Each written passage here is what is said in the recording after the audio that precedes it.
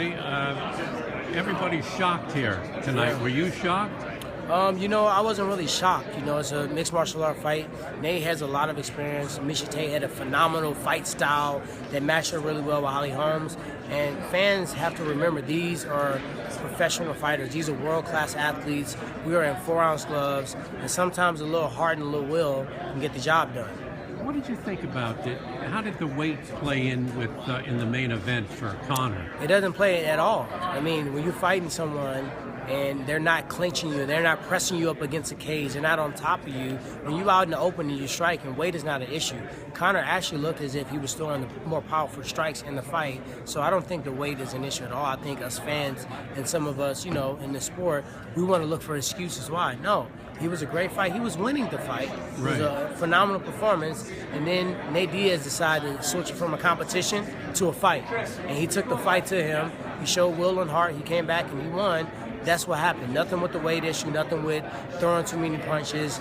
If he had won that fight, nobody would have brought up any weight issue. But do you think really that he didn't bring the power with him? A lot of to get hit like Nate, if it wasn't in that weight division, most people would have gone down, I would think.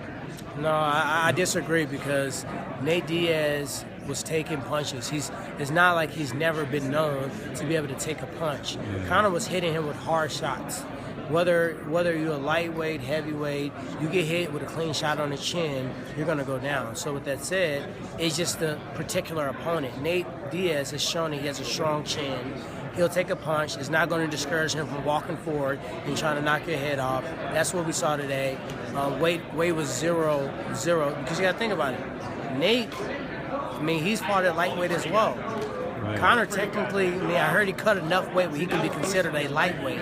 So I don't think it was that big of a weight difference. And it was impressive that he came on such short notice, like 11 days, and he was still, he won the fight. He looked good.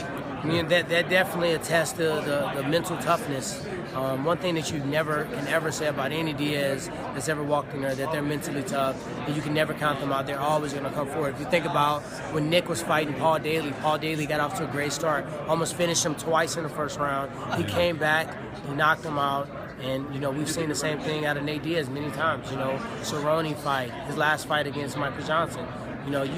Let's not take away from what someone's performance was and give another person a heap of excuses. Yeah. What about, Chad Mendes, who had 2 weeks' notice on the fight? What about, Dustin Poirier, who got clipped on the top of the back of the head? We never make those excuses in victory. So let's just give Nate his moment. He went out there, he was losing, he came back, and he fought a phenomenal fight.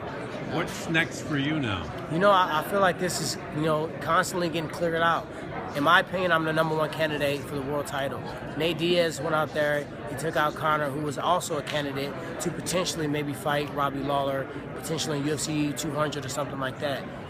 Wonder Boy, who had a good performance against Johnny Hendricks, who I didn't get opportunity to have that performance against. Now he's fighting Rory McDonald. I don't think George St. Pierre has signed up to fight GSP, so it's almost down to me and Carlos Condit, who's just lost to Robbie and who I have a victory over. I think it's getting a little bit more clear that you don't have to look around. Your #1 option for the world title is standing right in front of you.